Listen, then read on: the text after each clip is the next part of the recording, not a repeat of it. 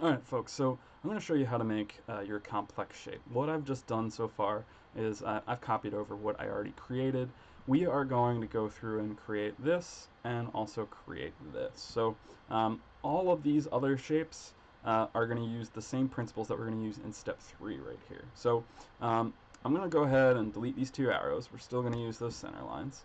And I may even actually delete this. We don't need this right now. We're going to focus on step 2, which is folding those arrows down. So for this line right here, this no longer needs to be dashed, so I can delete the numbers in there. It's no longer dashed. And I'm going to grab my line tool. I'm going to zoom in as close as I can, and I'm going to hold down shift as I draw a line down to this edge. Now I'm going to make it again 0.5. I'm going to hit my dots here, set a dash of 4 so we know it's a fold line. And voila, there we go. We have a fold line. I'm going to copy that, and I'm going to right click on it, and I'm going to flip it vertically. Now, right now it looks like it's kind of disappeared. That's okay. What we can do, hopefully, is I can right click on my rectangle and send it to the back. Not all the way to the back. Let's just send it backward, and send it backward again, and send it backward again. And like keep sending it back, and there we go, we have our line. Also, what you could do is you could just drag this line all the way up to the top, and then you'll be good to go. So again, we can use our little layers over there on the other side. You can drag this kind of roughly into place until it looks about right. We'll try to get it as close as we can. That looks good for right now. I'm just going to leave it there. We're not going to spend too much time on it. Now what we can do is draw some additional lines, and on these lines, let's see, if I put a cap, is it going to be on both sides? Yes, I don't like that. So what I can do is hopefully double click on this line, click on this end, and then add my cap for a triangle arrow. Can make it 2 again to make it a little bit bigger, copy that, drag that up in my list if it's not working the way I want.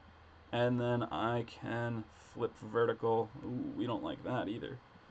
But what we can do, let's flip vertical, double click. Let's turn the cap off on this side, right?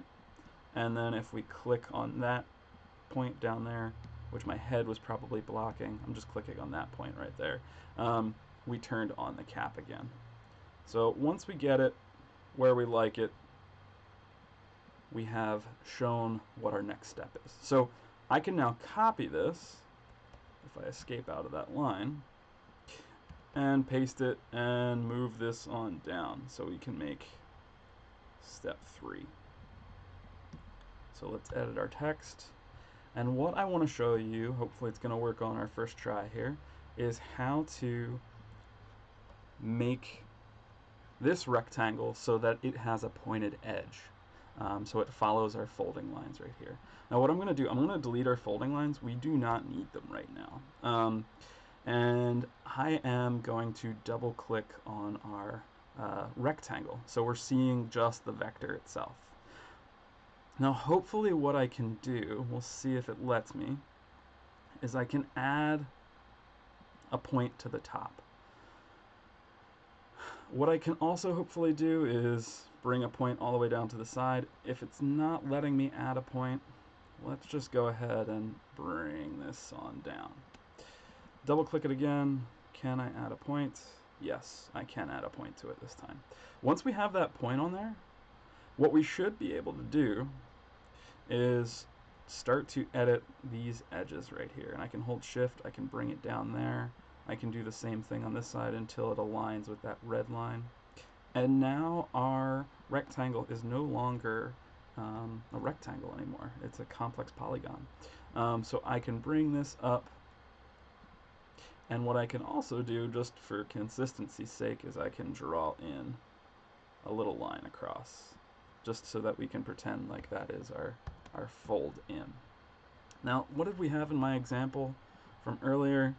We had that actually as a dashed line. That's because that's going to be a fold line in our next thing. It's going to vary from airplane to airplane. So that is how you make a complex shape.